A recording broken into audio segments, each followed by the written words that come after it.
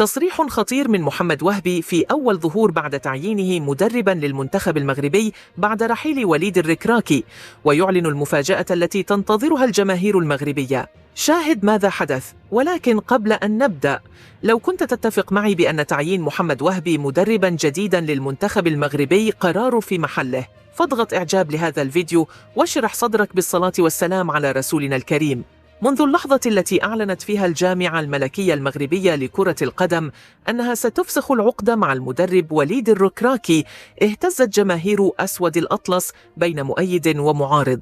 وليد الركراكي، الرجل الذي قاد المنتخب المغربي إلى إنجازات غير مسبوقة في السنوات الماضية، خاصة في بطولة كأس العالم في قطر وكأس إفريقيا الأخير ووصوله للمباراة النهائية، رحل وسط جدل كبير بعد خيبة عدم التتويج باللقب. وليد الذي صنع من منتخب ممكن أن ينافس الكبار أصبح فجأة حديث الصحافة وموضوع النقاش في المقاهي وفي كل بيت مغربي.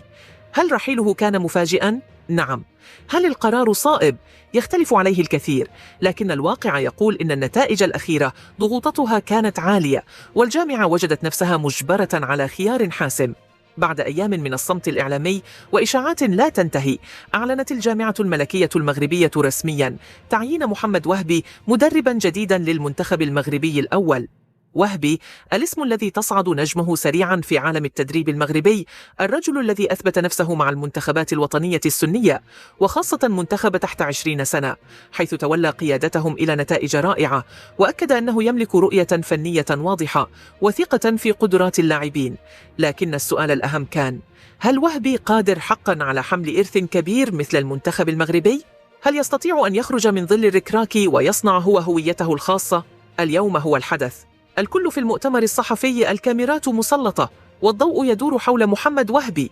يبدأ كلمته بهدوء، ثم فجأة نظرة، وقفة، وكلمة تمزق الصمت. محمد وهبي: أشكر الجامعة الملكية المغربية على ثقتها. أعي تماما حجم المسؤولية. أتفهم حب الجماهير وحنينهم لما قدمه الركراكي، لكن كرة القدم لا تعرف الانتظار ولا ترحم التردد. يتوقف وهبي لحظة، يلتفت إلى الكاميرات ويكمل بنبرة قوية: أريد أن أكون واضحا. لقد درست كل تفاصيل منتخبنا، لقد تابعت كل مباراة وكل لاعب. أنا هنا لأكمل، لا لأبدأ من الصفر. والركراكي أكن له الاحترام كاملا، الرجل الذي رفع سقف الطموح وسيسجل اسمه في تاريخ الكرة المغربية. تصفيق خفيف، لكن الجمهور يريد أكثر.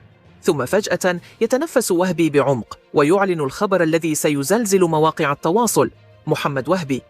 علاقة المنتخب المغربي بلاعب مثل حكيم زياش لا يمكن أن تكون غير مطروحة على الطاولة.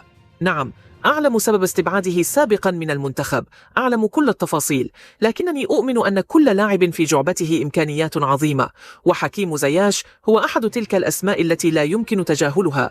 وهنا يبتسم وهبي. أعلنها اليوم صراحة: حكيم زياش عنصر أساسي في حساباتي. أريد رؤية زياش مجددا في قميص المغرب. أريده أن يعود ليس فقط كفاءات، بل كقائد وروح، لأن الكرة المغربية تحتاج إلى الأفضل وإلى من يحب المغرب بصدق. تصفيق قوي. ولمن لا يعرف خلفية القصة، حكيم زياش واحد من أهم نجوم الكرة المغربية في العصر الحديث، لكنه تعرض للاستبعاد من المنتخب تحت قيادة الركراكي. الأسباب: اختلافات فنية وربما سوء تفاهم بين الرجلين لم يعلن عنه بالكامل. الجماهير طالبت بعودته أكثر من مرة، وفي بعض المباريات بدا أن المنتخب يفتقد لمسة زياش. والآن مع وهبي الوضع يبدو مختلفا. ردود الأفعال ترتفع على تويتر، فيسبوك، تيك توك. بعض الجماهير تقول عودة زياش ستكون انقلابا، وأخرى تقول نثق في وهبي لإنقاذ ما يمكن إنقاذه قبل كأس العالم. والسبب: الجميع يريد الفوز، وكل شخص يعرف أن قوة المنتخب تكمن في توظيف النجوم بطريقة احترافية. وهبي لا يتكلم فقط، بل يكشف عن خطته مستقبلا: سنعمل على اعتماد الأسلوب الهجومي، سنوظف اللاعبين الشباب بقوة، سنعيد الثقة للاعبين الذين غابوا عن صفوف المنتخب. هدفنا واضح: الوصول بعيدا في كأس العالم المقبل. تصفيق حاد. وختاما قال وهبي في كلمته الأولى: أنا لا أعدكم بالبطولات قبل أن أبدأ، لكنني أعدكم بالجهد، بالنية الصادقة والتخطيط العلمي. الكرة المغربية تستحق الأفضل، ونحن قادرون على ذلك. هل ستكون حقبة محمد وهبي بداية جديدة أم استمرارية مغايرة؟ هل يعود زياش فعلا؟